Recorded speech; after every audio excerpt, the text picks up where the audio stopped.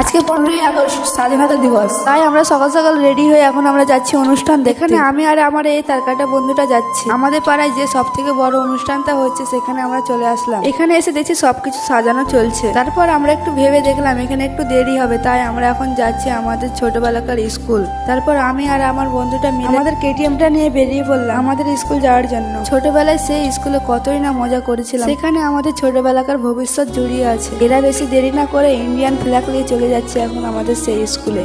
আমাদের স্কুলের নাম নসিপুর জিএসএফপি বিদ্যালয়। এটাই হচ্ছে আমাদের সেই ছোটবেলাকার স্কুল। হতে পারে আমাদের বড় স্কুলের থেকে এই স্কুলটা অনেকই ছোট। স্কুলে এসে দেখলাম দুই একটা স্যার এসে, সব স্যার আসেনি, তাই এখানে পতাকা উত্তোলন করতে দেরি হয়, তাই আমরা আগের সেই জায়গাটায় চলে। তারপর রবীন্দ্রনাথ ঠাকুরকে মালা পরানো, তারপর পতাকা তোলা হচ্ছে।